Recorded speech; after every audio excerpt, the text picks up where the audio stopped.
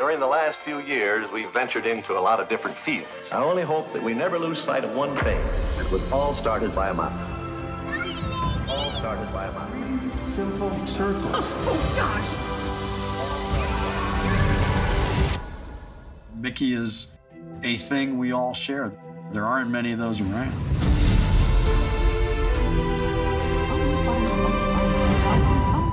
Oh, wow.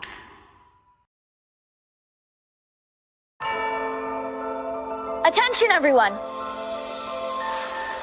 Santa has an announcement to make. For the good of Christmas, for the good of my family, I, Santa Claus, have decided to retire.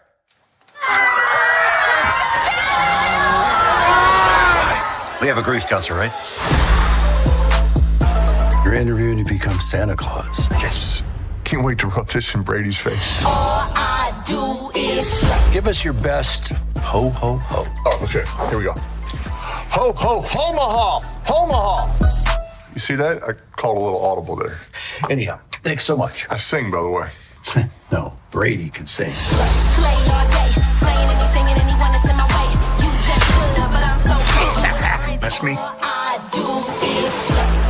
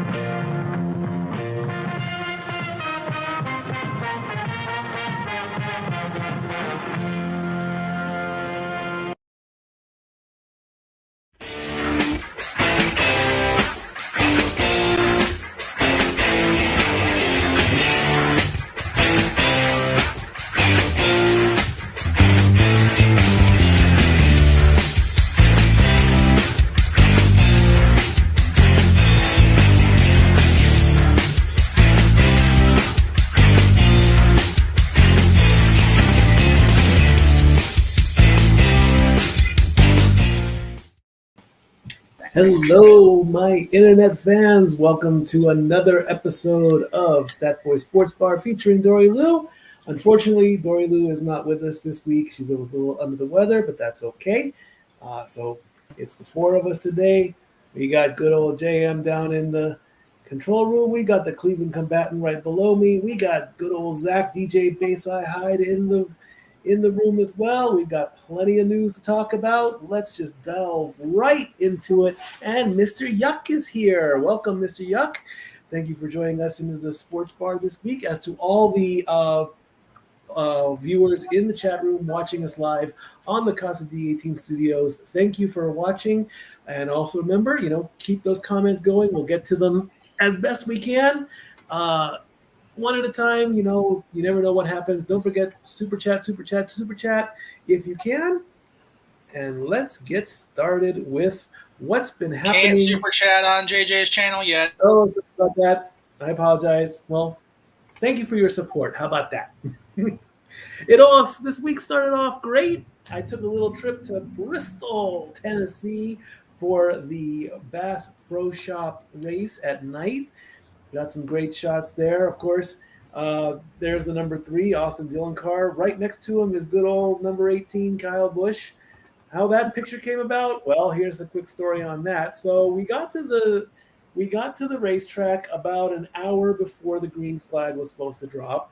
Dori Lou and I were supposed to go, but again, she was feeling a little under the weather. So I got to my neighbor, knocked on his door, and said, "Do you want to go to Bristol?" He's like, "I don't have tickets." I said, "I do." He's like, "You got gas money?" I'm like, "Yeah." We get in the car, we get on the 40, we head to the 81, and we're off to Bristol.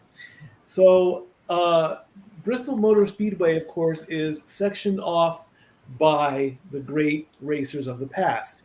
We sat in the Darrell Waltrip section, which is right off of turn 4. Buggity.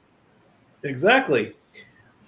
But when we entered the track, we were on the front, I believe the turn 2 area, if not by the main pits.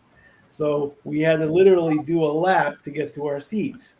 So, and again, this is an hour before the green flag dropped. And outside the racetrack, you got your vendors. They are selling T-shirts like crazy, beer, bottles of water, ice cream, pulled pork sandwiches, barbecue, die-cast cars. It's like your own little NASCAR swap meet. Didn't really get a chance. I wanted to buy some shirts, didn't get a chance to. I wanted to get right to my seat. I did not want to miss the race. So we walked past pit row, and I'm looking for Austin's car. There it is, lo and behold. Take out the phone, take a picture. And then there's Kyle walking in, and I'm like, is he inadvertently photobombing my picture? Which he did. And of course, the news has pretty much dropped that he's going to sign with RCR Racing next season. Dori and I aren't too thrilled about that because she likes Austin Dillon and Tyler Reddick. And now we have the notorious Kyle Busch to come into our team as it is. Jeff, did you get the? Oh, and this picture. It was great. I love what Jeff did there. When you see it, you'll know that was where I was sitting, and just below me is the start of the restart zone before they hit the start finish line. And Jeff, do you have the video that I showed you? Oh, okay. If you can bring it up, that'll be great because this is video I shot. This is not official NASCAR video. Therefore, it's not copyrighted. I filmed this from my phone. So NASCAR cannot ding us for this. But I wanted to get the I've been to many IndyCar races, Toyota Grand Prix of Long Beach. This was my first NASCAR race. And Dori said, make sure you bring earplugs. Dori was absolutely right. It was amazing. Yep, there you go. Yep, there. Yep, always wear headsets at the track because here's the thing. When when the cars rev up, the pace car comes out, and then the pace car literally just peels away, and we're green. When this video comes up, you will hear it. It is loud. And Like I said, boogity, boogity, boogity. Exactly. Are we almost ready here? Do we have it? No. Oh, come on. I gotta.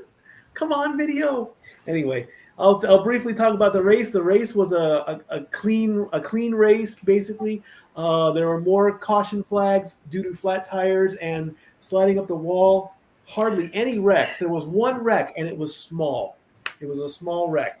I heard the smack, and it was a loud smack, even with the earplugs on. So unfortunately, the tiny wreck took out Austin Dillon, which is what we did not want to happen. And then, Figures Mikey goes to Bristol. He gets the tamest Bristol in modern history. Yeah, really. And then it was a very calm race for it being at Bristol. Oh, yeah. I'll tell you that much. Absolutely.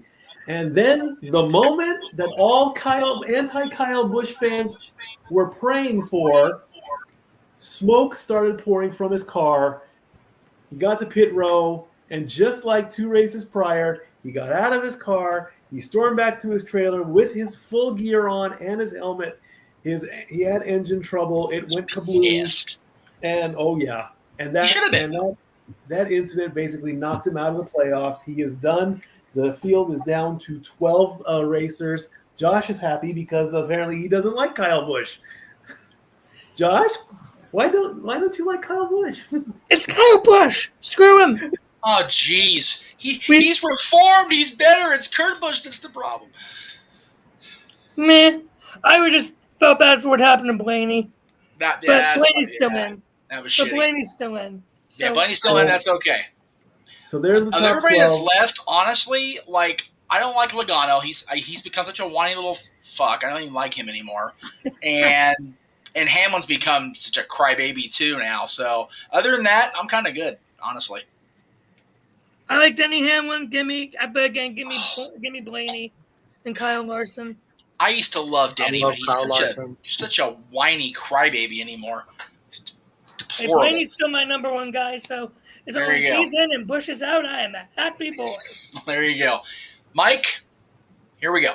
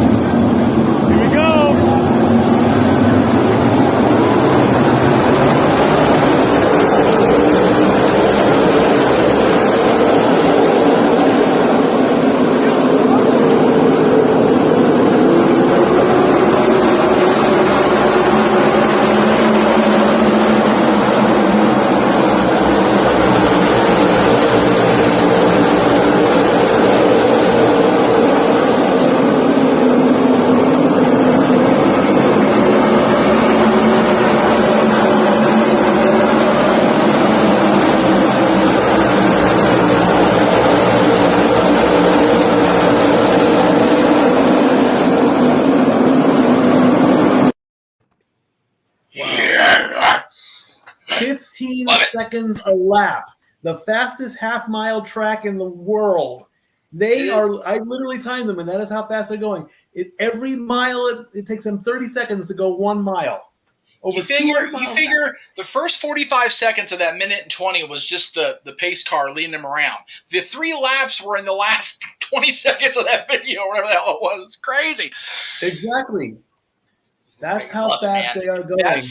That's one of the few tracks that I would legitimately travel out of California to go watch a race at, because Bristol's just awesome. Absolutely, anyway. Indeed. I loved it. I had a great time out there. I got the tickets through a raffle at work, so thank you to my bosses who put that together. Yes. They do that twice a year. Oh, the spring race and the fall race. Like Dori got to go to the spring race when they had the dirt track, and in the end, Chris Boucher won that race. He held off Chase Elliott, and they also lap each other very fast too. I mean, if you're the last car, if you're in 32nd place, and there were times where I lost the lead car and I had to look at the scoreboard and I'm like, okay, who's in charge? Who's in first place here? Then the yellow flag would come out. They bunch back up. Pace car comes out, peels off. We do it again, and for 500 laps, I'm looking. I'm like, there you go.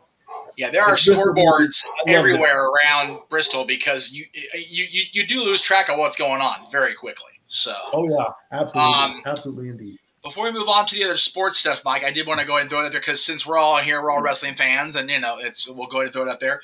Josh was very happy about this. I had to kind of remind him that it is still WWE. There will still be a roof in the situation. It will very likely be pinfalls involved, but at Survivor Series on November, whatever the hell the November is this year, we will have War Games in the main event for the women and the men.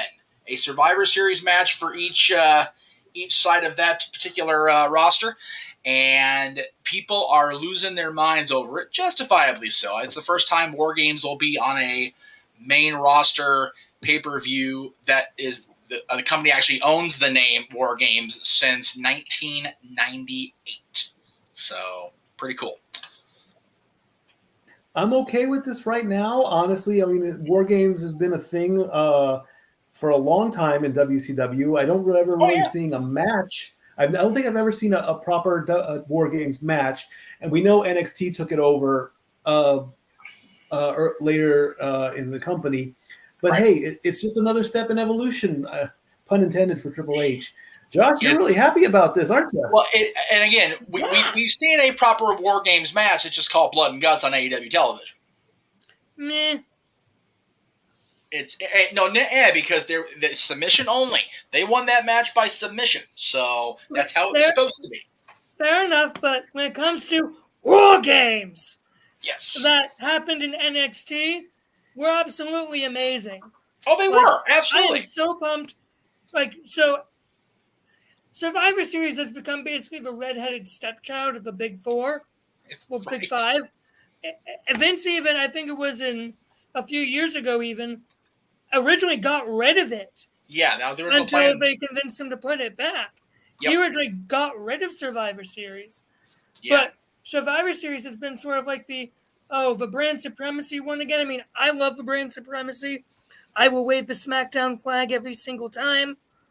But the fact that Triple H said, all right, Survivor Series is the least liked of the Big Four now, bet. Yep. He just gave Survivor Series. He took Survivor Series' thing and took it to a whole new level. He ensured the survival of Survivor Series going forward is what he did. Pretty much. I'm pumped.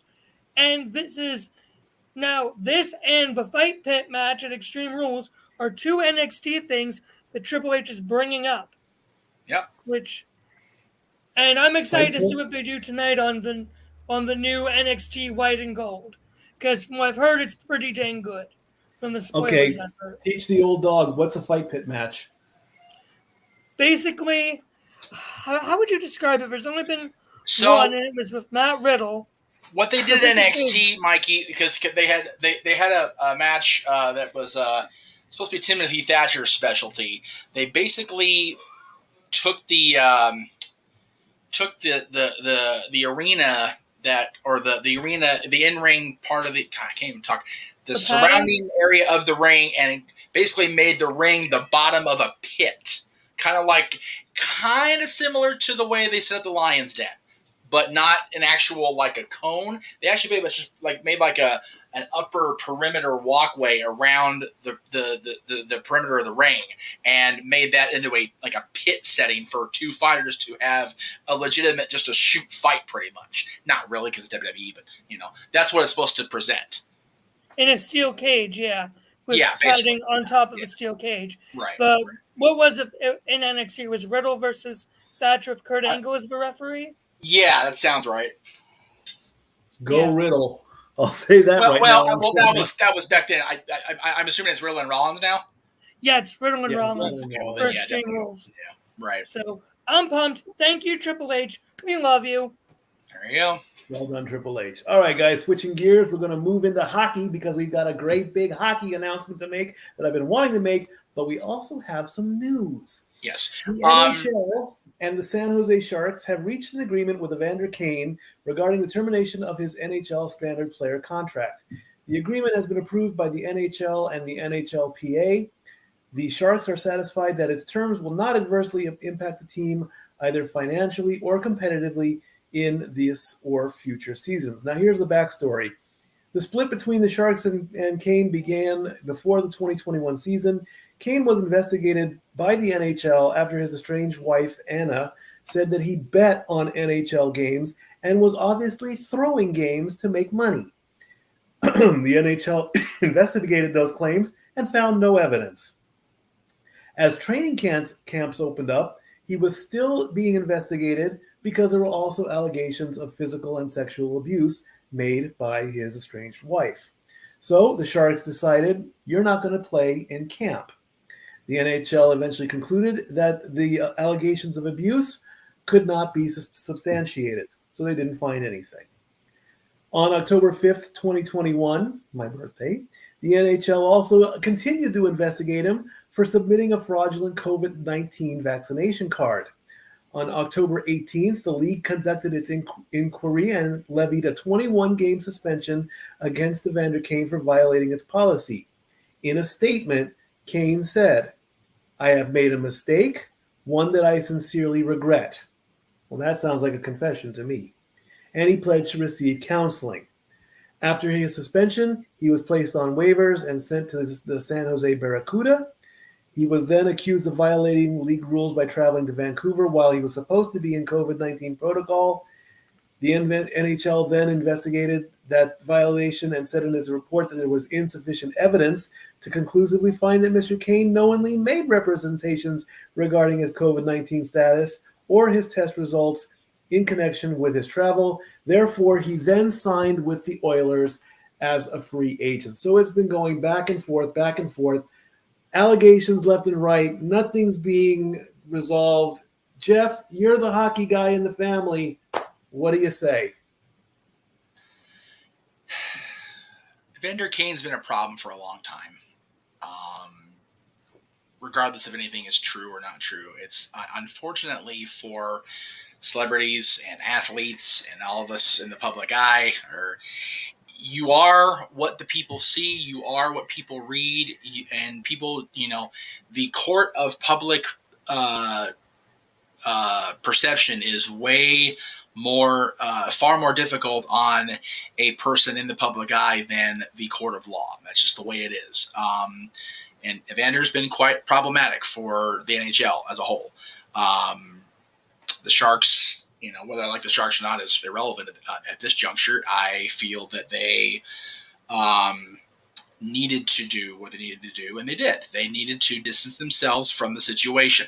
And this statement by the Sharks saying that their end of it's over with now is that stepping away, moving themselves away from a difficult and problematic issue. Now, whether and I had heard he signed with Edmonton, I guess. If Edmonton wants to allow a potentially toxic situation into their locker room, that's on the Oilers. I'm no fan of the Edmonton Oilers myself, so it's kind of one of those. They want to invite that shit into their locker room. That's their problem. I'm very much in the same vein with Evander, I feel, with a lot of people. It's just if they're continuing to be problematic, whether they're guilty of what they are accused of or not, the fact of the matter is they put themselves into a situation where they could have been accused of doing it. You don't. It's the one kid in NXT, not Wesley, but his partner that got sent off. Yeah, he may not have actually been a sympathizer with the Nazi beliefs, but you took a picture of yourself with a Hitler mustache and gave the the sea Kyle, dude. That's just stupid. Yeah, This what is were you stupid. thinking? You know, even if you're in love with the woman today, doesn't mean she's not going to turn on you tomorrow, brother. You just don't invite trouble. And Evander Kane seems to be inviting trouble into his existence. And I don't think the Sharks want to put up with him anymore, so they didn't. And I don't think the Oilers should have. We will see what happens if he's back on the ice in a couple weeks. Or for camp even right now. So Well, yeah. I mean, yes, Zach. Does this Evander situation remind you of Antonio Brown at all? very much so. I don't think Antonio, and again, Antonio had the off seasons he's had. Okay, it just kind of is what it is. But if you have enough of that kind of drama in your life where you're going to keep inviting it, eventually it's going to come back and bite you back for the invitation through their front door. So, you know, again, guy's a great athlete. So is Antonio. You know, so are a lot of these people that are, and again, I get a lot of flack from people on my side of the wrestling fan community for just hammering down on Joey Ryan. Joey's always been problematic, and I've said that for years. Oh, yeah. I have very good friends that are very good friends with Joey that, you know, and I would never tell somebody who to be and who not to be friends with. But as far as working with people like that in a setting where money and definitely politics, when it comes to athleticism and competitive sports are involved, you just want to keep those people further than arm's length so they don't even have to remotely touch you or your company or the team you play for or the money you're trying to make. That's the thing. Exactly. Well said. Well said. So, on the other side of the Evander Kane situation, we have two guys. You know, I'm not a particular fan of one of them, but I have nothing but respect for these two guys that actually retired this morning. PK Subban and Zdeno Chara, again, just two of the best in recent memory. Chara, of course, with Stanley Cup champion with Boston, who, you know, depending on who you ask, the Boston Bruins, I either want to, praise or, knock off their stupid pedestals. But they've had wonderful careers, the both of them. I would love to have Subban here, honestly. I know there was talks of bringing him here at one point. So, as those posts say on NHL social media, wish you both the best in retirement, man. You guys are going to be missed. We're also Dustin Brown retired in the offseason or after the season last year, as did Getzey. God, Ryan Getzlaf. I could not make his last name come to my brain. Ryan Getzlaf of the Ducks. And again, after my weekend of dealing with the Ducks physical therapy folks and how I feel about that team right now, but it'll be very weird to go to hockey games when those teams are there, knowing those guys aren't going to be there, especially for Brown. Especially with going to Anaheim, if I ever do get to go to a Ducks game, which is going to be down the street from work, not out of the realm of possibility. It'd be weird to see Getzlaf. Jump on the 50, go down Catella. Yes. I remember that route quite well. Hey, you know what, dude? It's really funny. I'm going to briefly sideways here. I get off at Fullerton and take the 40, not the 43, the 243, I think it is. It's a Fullerton-centric bus. But to go to TDA or to the harbor stop, right fucking there, wonderful. There you go. And because I remember taking the 43 as well. Going to Arctic takes you too far. You got to backtrack down how it's a pain in the ass. So the Fullerton stop's way better. Yeah. From the train. Indeed, You're taking the bus from where we used to live. Either way, doesn't matter. But coming from up here on the train, Fullerton's a way better stop. All right, I think that's it for hockey. Except also the main reason. Except for this, I've been teasing it for the last 2 episodes. I'm going to dip my feet into the fantasy hockey realm, and I've come up with a league. I've done a lot of research on this. I've done a lot of homework on this, and next week we're going to have a draft. So here's how this is going to work. Basically, it's called a rotisserie league, where you will draft a team of players, 1 center, 2 forwards, 2 defensemen, and a goalie, a standard team. And based on their performances in the game, for goals, assists, penalty minutes, plus minus, and the goalie save percentage, your team will score fantasy points. Each week, I'll put the results out. I'll let everyone know how their teams are doing.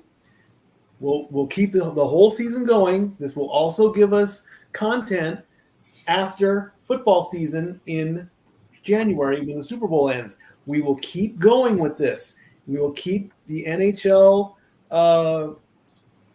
part going with the sports bar.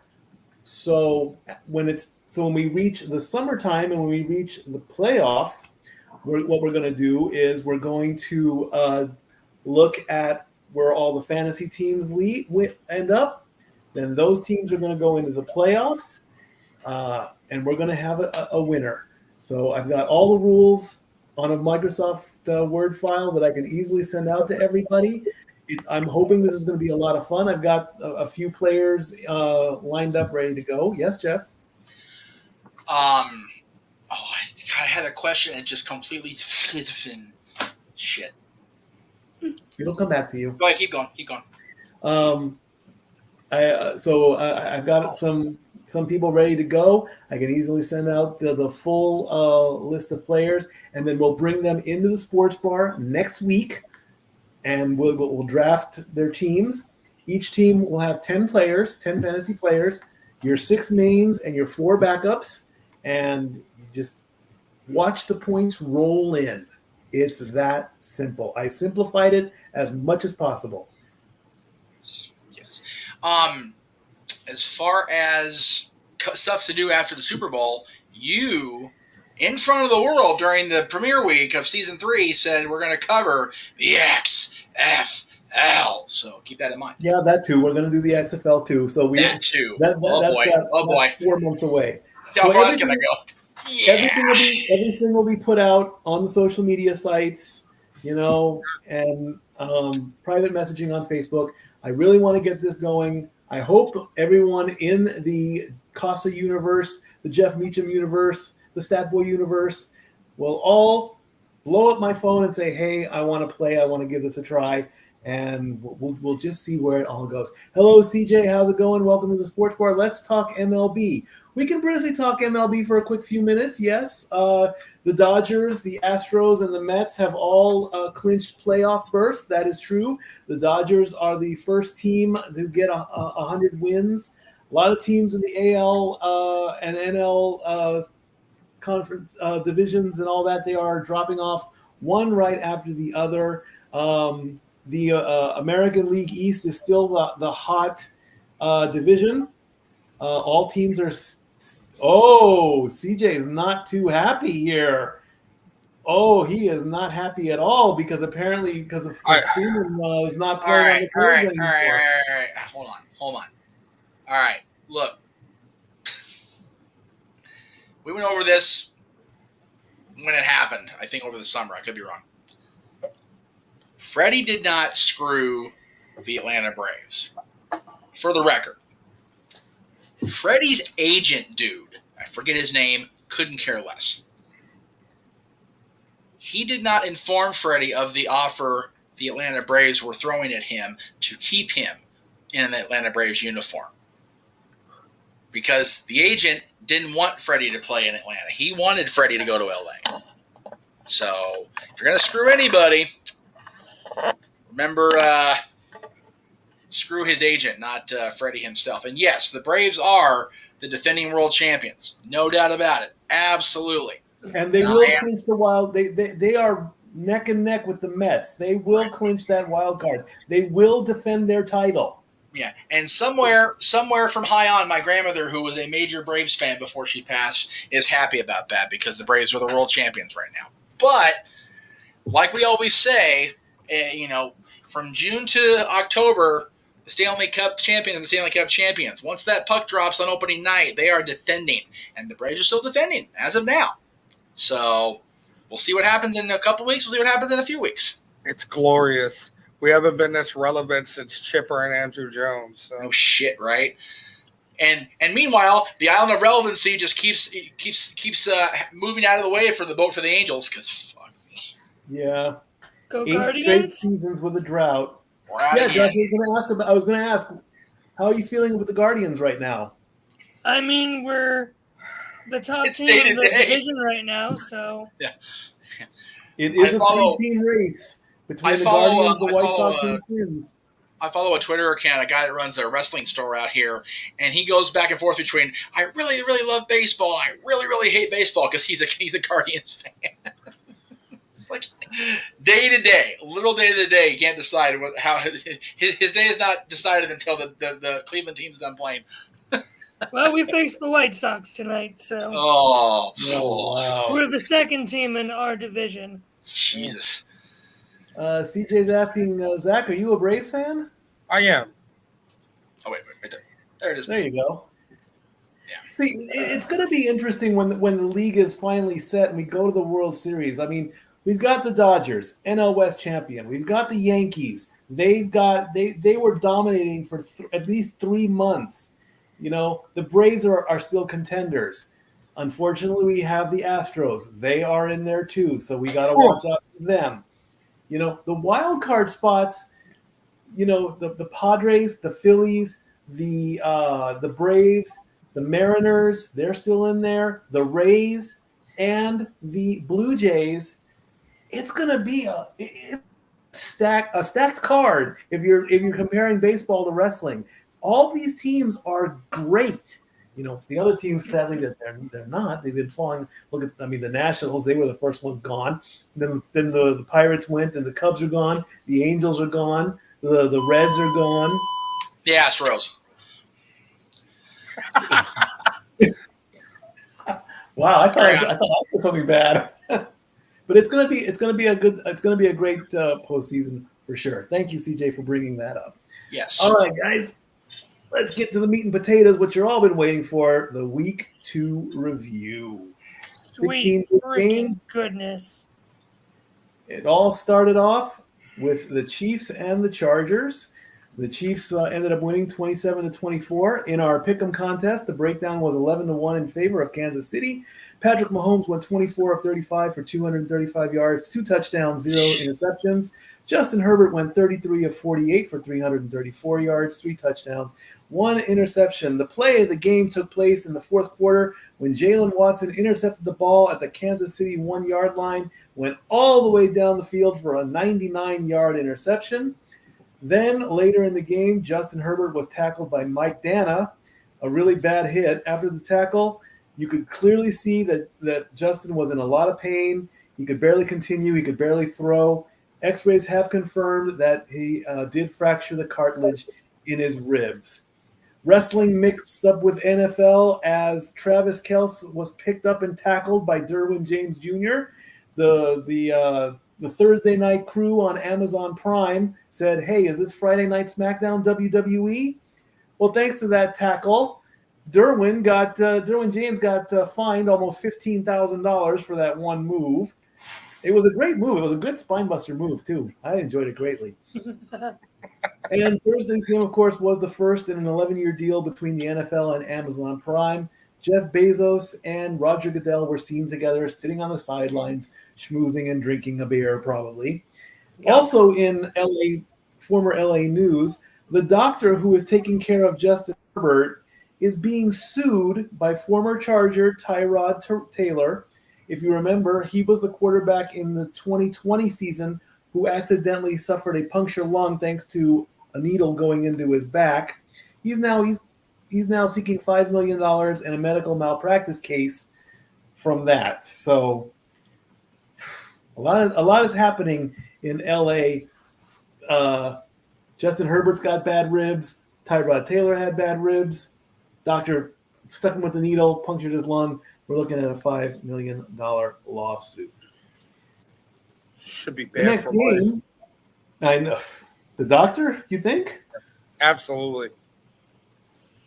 If you can't put a needle in somebody, well, then you shouldn't be a doctor.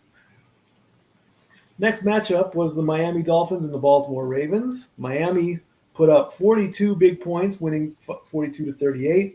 It was Tua time down in Miami as Tua Tagovailoa went 36 of 50 for 469 yards, 6 touchdowns.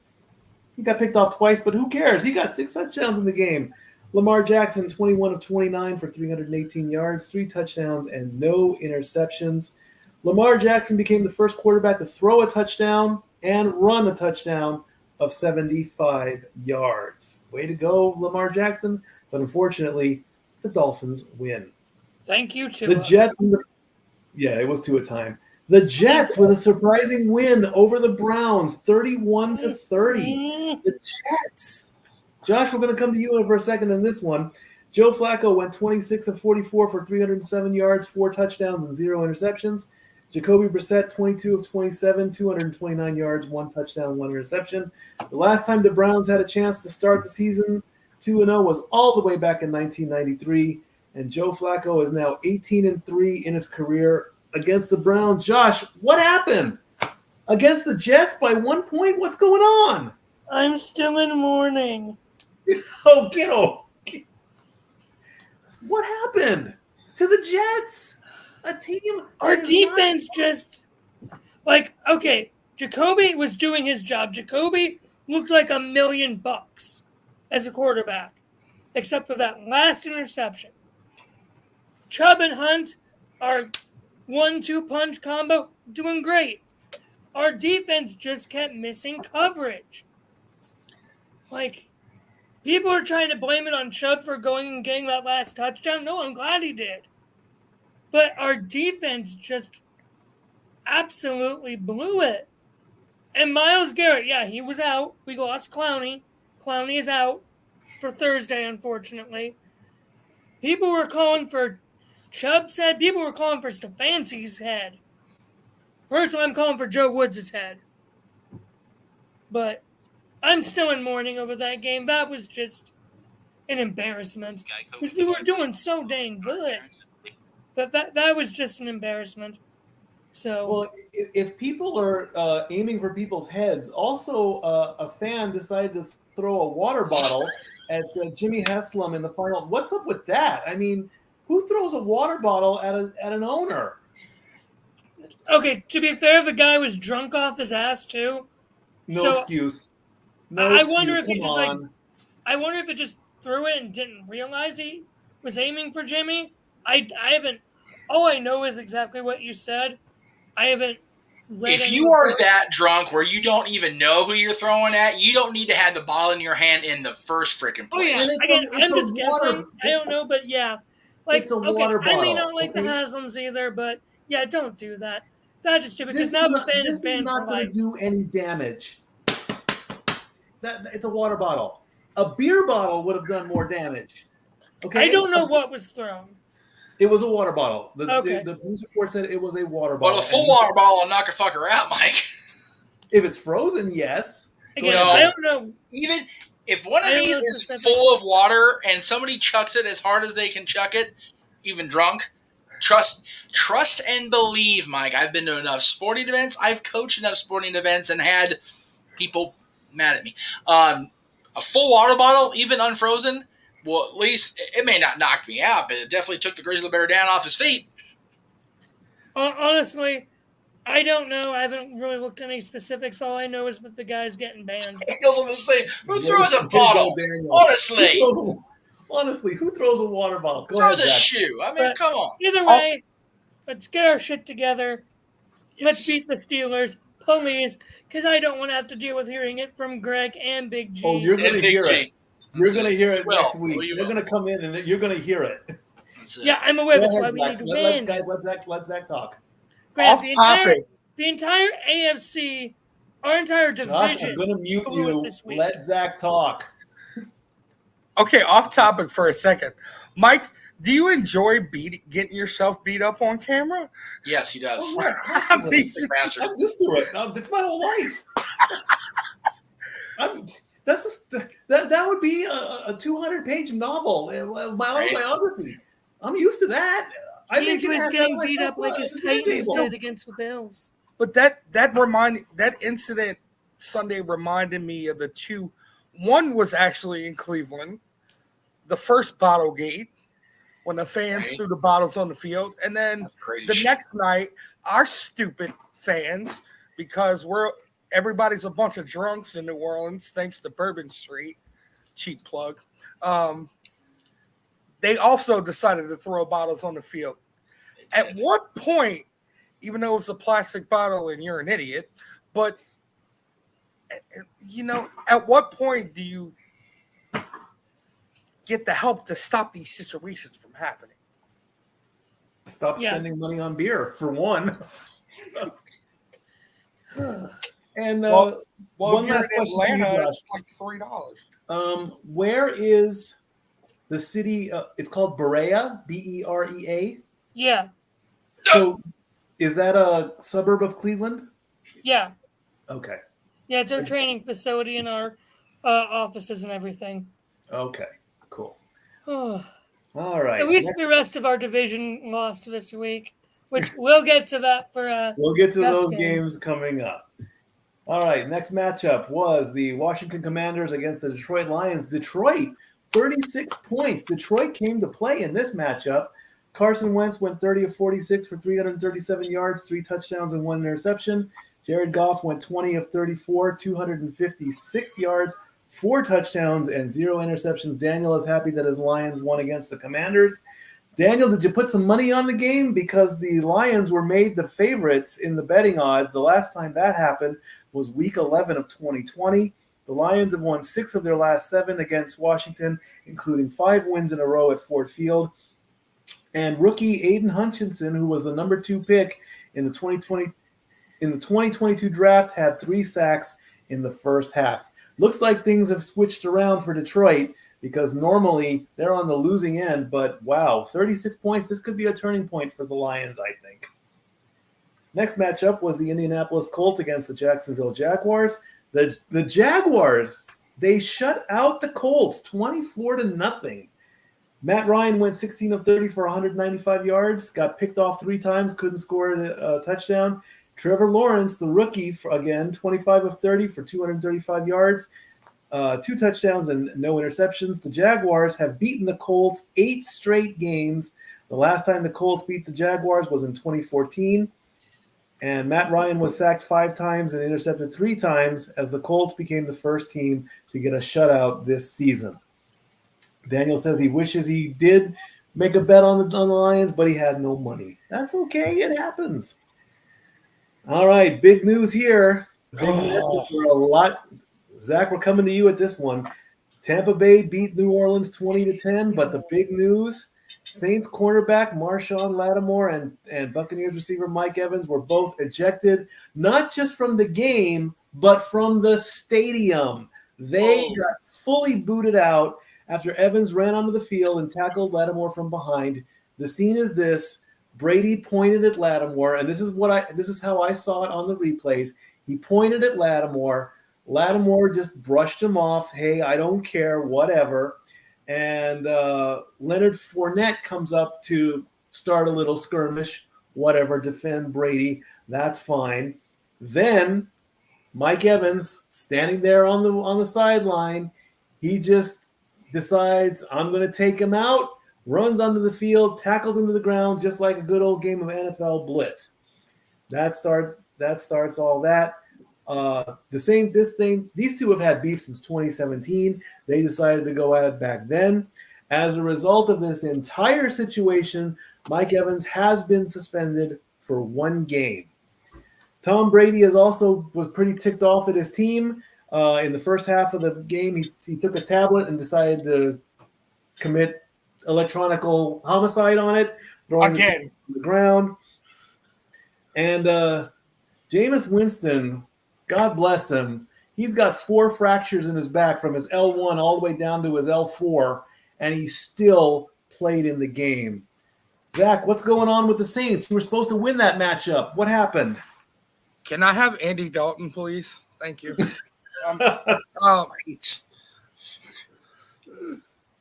We couldn't get off the field on 3rd down. We missed 92 tackles. 92. Where have you ever heard of that ever. We missed Never. 92 tackles. Our offensive line played like dog shit. Jameis was running for his life. The game was, slow riding. Then the ejection happens, and then Jameis proceeds to throw 3 interceptions. Yeah, it went downhill pretty quick after Now, that. basically off of the preseason, Andy Dalton looked really good. Andy Dalton looked like 2012 Andy Dalton when he should have won the MVP. So now I think it's time, Jameis is not the answer at all. I wanted him to be the answer, but if you remember NFL history at all, I'm looking at this situation with Jameis Winston, and it's reminding me of Aaron Brooks, and that is a scary thought. Wow. So I think it's time to make the switch. It has switch? to happen. And, well, not having Kamara hurt a lot. Because we couldn't get anything going on the ground. Thank God we play Baker Mayfield this week, so that'll help. Right.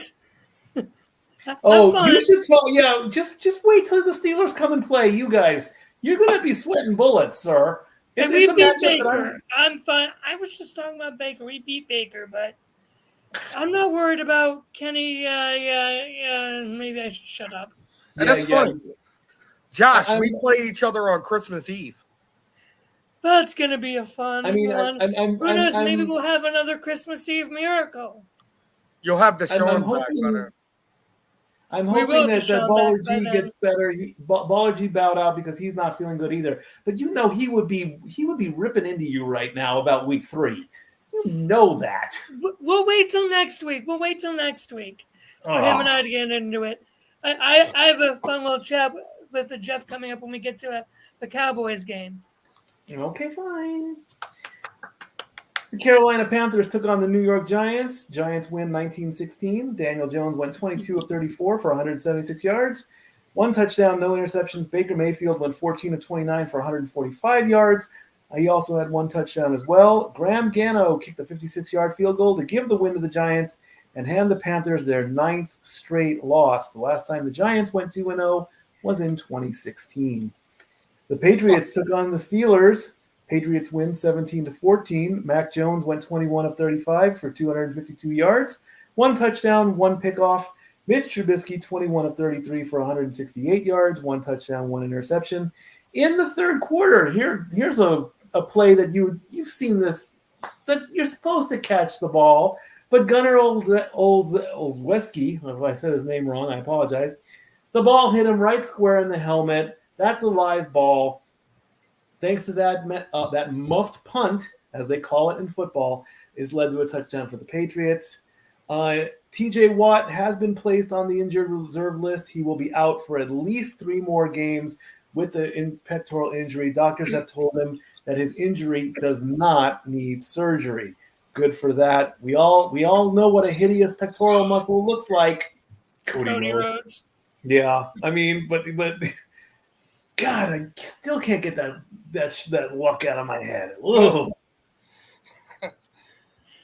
The Falcons took on the Rams. The Rams win 31-27. Marcus Mariota went 17 of 26 for 196 yards, 2 touchdowns, 2 picks.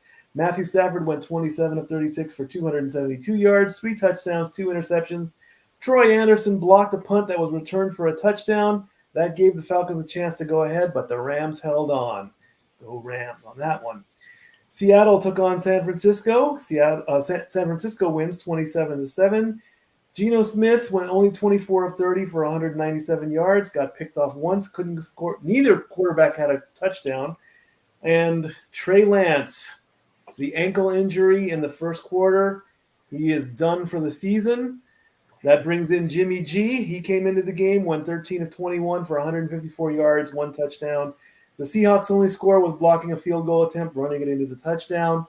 Thoughts and prayers go out to Trey Lance, but An ankle injury took out Dak. Now we've lost Trey Lance. Jimmy G is back in. Oh, no. Dak was the hands. Yeah. No.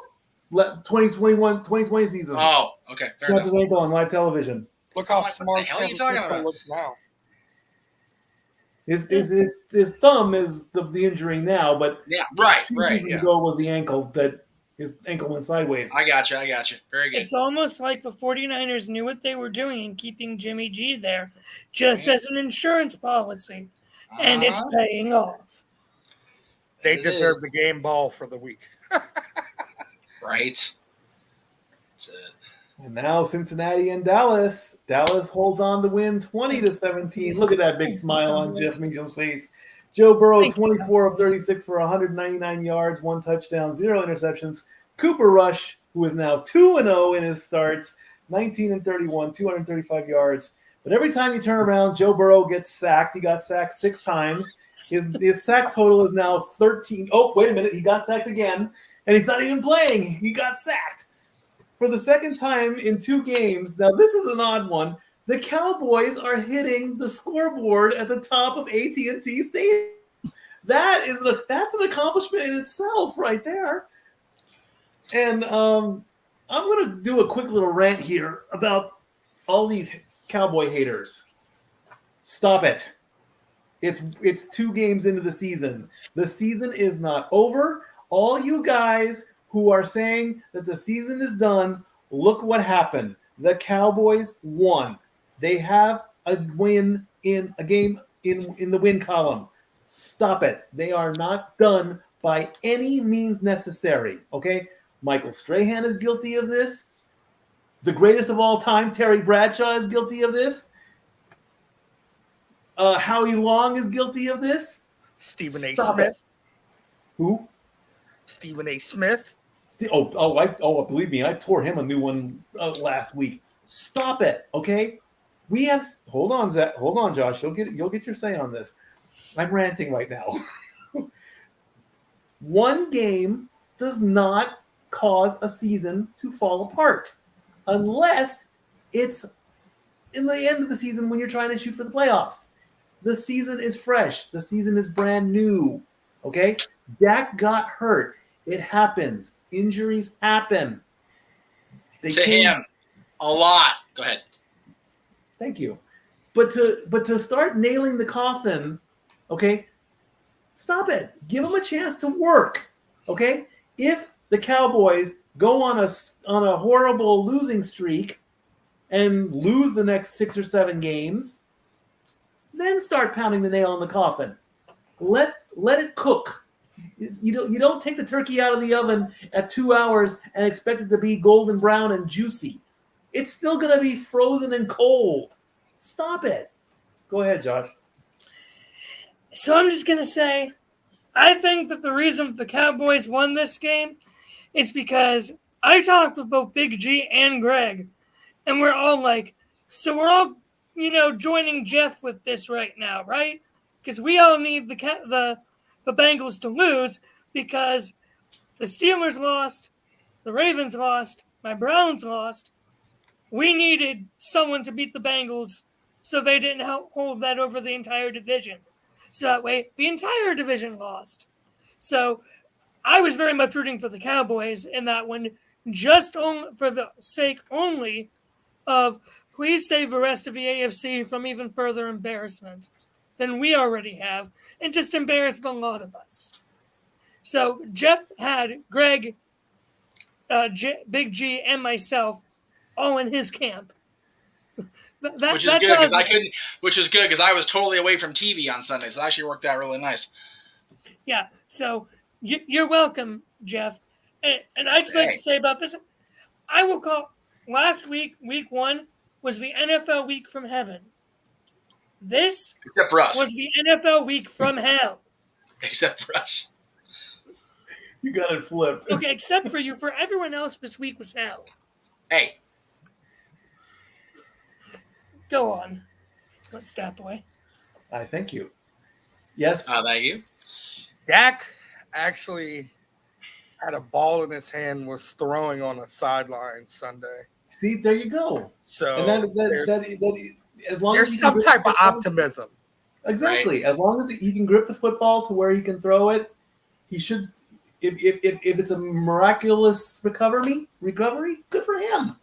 He's a medical miracle. If he can't grip the ball, he can't play. Bottom line. Are you calling him the NFL John Cena? There you go. Yeah. There you go. The Texans took on the Broncos, and the Broncos won 16-9. Russell Wilson, 14-31, 219 yards, 1 touchdown, 1 interception. Davis Mills, 19 of 38, 177 yards, no touchdowns, no interceptions. Russell Wilson booed 2 weeks in a row. Booed on the road against Seattle. Booed at his home stadium against Houston. What's going on here? Do Broncos fans not want him either? What's going on? They can't get on the same page. That offense cannot get on the same page to save their life, and it's causing them to make mistakes. They should have lost that game. Houston just isn't, Houston just isn't enough power to beat a team like that who's already dysfunctional. Interesting fact. The Cardinals took on the Raiders and beat them in overtime in a wild finish. The Cardinals were down by 8 points. They needed the touchdown and the 2-point conversion, which Kyler Murray did. Good for that Murray magic. You remember that from last season? In the overtime period, both teams traded up possession until Hunter Renfrow fumbled the ball. Byron Murphy scoops it up, runs it back into the end zone, giving the Cardinals the win. But the only person that wasn't there was Raiders owner Mark Davis, who, because he was in Connecticut with the Las Vegas Aces, who won their first WNBA championship. And just like when the Kings won the Stanley Cup, there was a Dodger game going on in Los Angeles. Well, in Las Vegas, same thing. Raider game, Aces game. Yay for the Aces, but not for the Raiders. So go figure that out. That'll make Jeff happy. He agrees. The Bears took on the Packers. Is an agreement. Sure, why not? There you go. Green Bay wins 27-10. Aaron Rodgers went 19 of 25 for 234 yards, 2 touchdowns, no interception. Justin Fields, 7 of 11 for only 70 yards. I guess he did not want to play this week. In the long rivalry between the Bears and the Packers have won 7 straight games, which matches the second longest streak between the two. The Packers' record is 10 straight, and that goes between 2004 and 2008. That was the Sunday night game. The 2 games on Monday, the Tennessee Titans took on the Bills, and they got stomped, squashed, rolled over, destroyed, damaged. You call it. The Bills are showing why they are Super Bowl contenders. 41-7 was the final score. Ryan Tannehill only went 11 of 20, 117 yards, 0 touchdowns, 2 interceptions, and he got benched. His performance was so bad that the coach said, "You're sitting down, you're taking a timeout." The Titans haven't started a season 0-2 since 2012. Josh Allen went 26 of 38 for 317 yards and 4 big touchdowns. And if you were watching Monday Night Football last night, the other game came into play, and at one point they were doing a split screen as the Minnesota Vikings took on the Philadelphia Eagles. The Eagles won 24-7. Dori and I were not happy about this. And, of course, that game was in conjunction with our football squares. We have a winner, Mike L. in square number 10. All 3 quarters, 24-7, 24-7, 24-7. The 4 was in the final column. The 7 was in the top row. All the money went to him. So congratulations to Mike. Wow, $76. And he's going to play in next week's grid as well. So you got to watch out for this guy. So Jalen Hurts and the Eagles dominated over the Vikings right from the opening drive. They just kept going. They would not stop. The Vikings did block a field goal. They almost ran it down. But again, they were stopped. So the Eagles defense is crazy this season. Fly, Eagles, fly? Absolutely. In this game, it did happen. However, in the standings, the Vikings are 1-1 along with the rest of their division. But because of tiebreakers and whatever rules, The NFL says the Vikings are the number one team. The Eagles. Do you have a magic red button? Do you have a magic red button in there? Maybe. And I know on good authority that our winner of these football squares is an Eagles fan. Good for him. I'm a Cowboys fan. I don't give a shit. Are you a little salty there, brother? Dude, I am on a low sodium diet just to avoid being salty at these Eagles right now. Okay? There we go. So, what does this mean for our pick'em contest and our power rankings? What do you want first? Let's do power rankings first. Okay. We have a new number one team, but only by 1 point.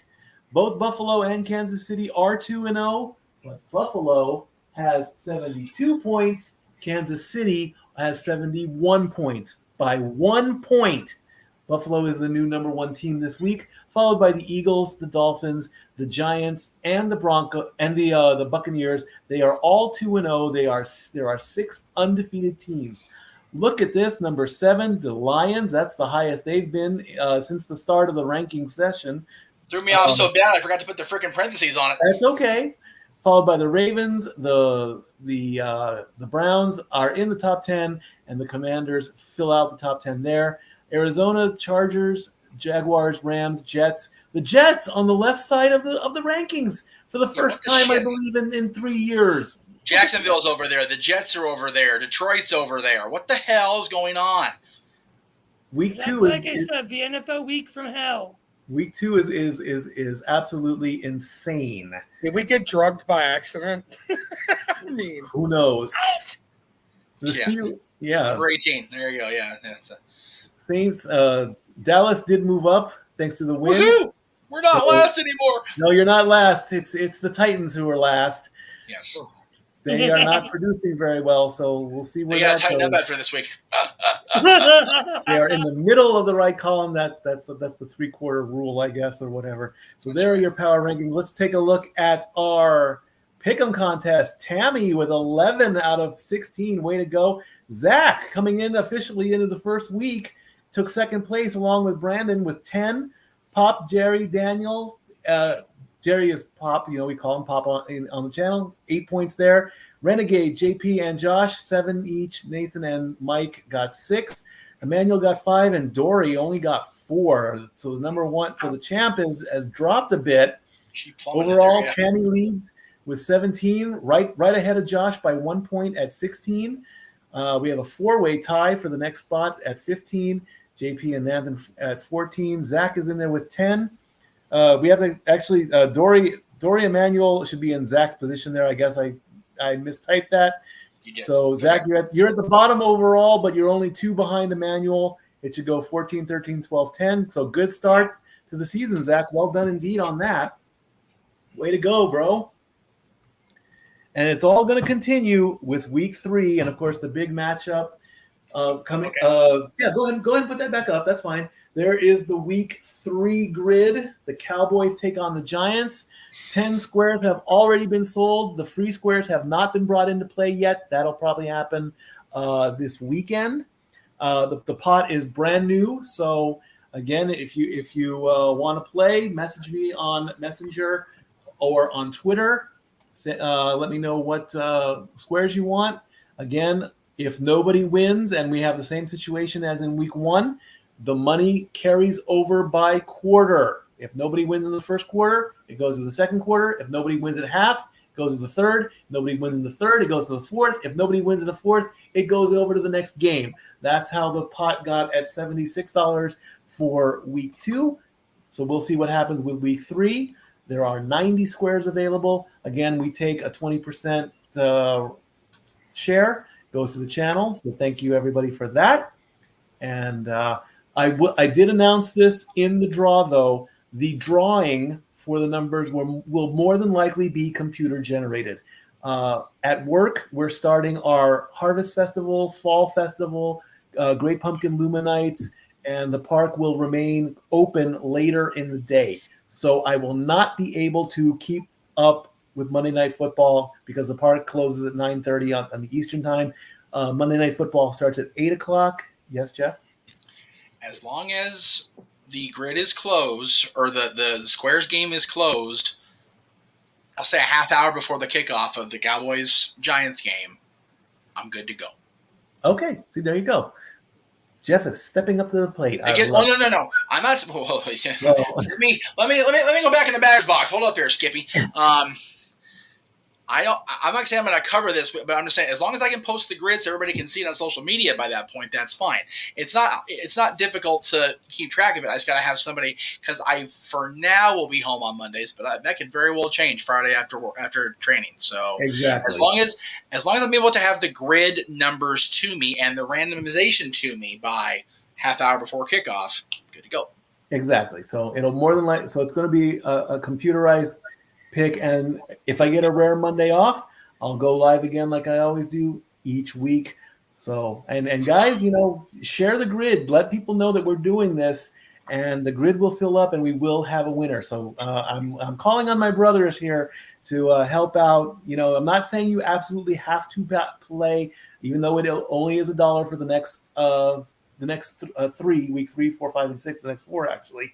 But like I say, if you guys know people and say, hey, we're doing this for our channel, squares are $1, you could potentially win 20.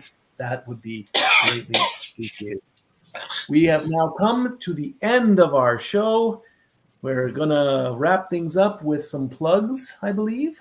Yes. Well, we'll go ahead and do Dori's weekly delight first, since she's not here. We want to make sure we get this out here. And I actually have a birthday. It's for my own Meach's shout out, whatever. There you go. Go ahead. So, for Dori, to make a difference in someone's life, you don't have to be brilliant, rich, beautiful, or perfect. You just have to care, and she's absolutely right. So there you absolutely. Go.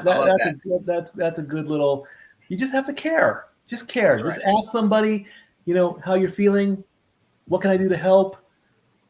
Buy them lunch. Just care. That's all right. It's the simplest way. And happy birthday to the guy that's been 40 for 40 years, the enforcer himself, Arn Anderson. There you go. When was that picture taken? It wasn't. It's a Photoshop. Oh, dude, you had me fooled. This is actually me posing with Dean Malenko on the Jericho Cruise. It's the only thing I had that was remotely close to Arn, because I had the 4 fingers up. But anyway, happy birthday, Double A. You've been 40 for about 40 years. It seems like he hasn't changed his look since 1982. So no, he has not. Happy birthday, Arn. So enjoy whatever you're doing today. And let's see, it's 8 o'clock. You're probably in bed having your Ovaltine, so that's okay. It's all good. All right. Now, as far as promotional, of course, we are in the Casa D-18 Studios, so we'll do that in just a moment here. You can check myself. I will be there tomorrow for the Greg Cherry Show. Josh will be in the chat room. He may even pop on screen. You never know with the Mansfield. And if Big G as well, he'll pop in as well.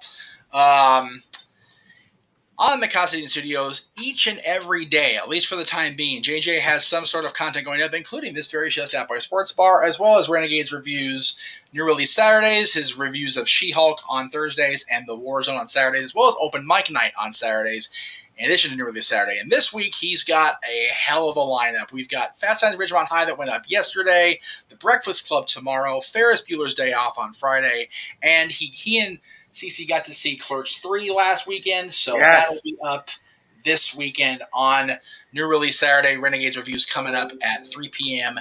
Disneyland time before we do Open Mic Night that night. And again, I will not only be in Open Mic Night this weekend on the Casa and the multiverse of media, as y'all have so affectionately called it, I will be live in the city that houses the happiest place on earth. I don't know where I'll be. I might be at the hotel. I may even be on property. We shall see how that goes. But I will be in the area of Disneyland on Saturday during Open Mic Night, so that should be fun.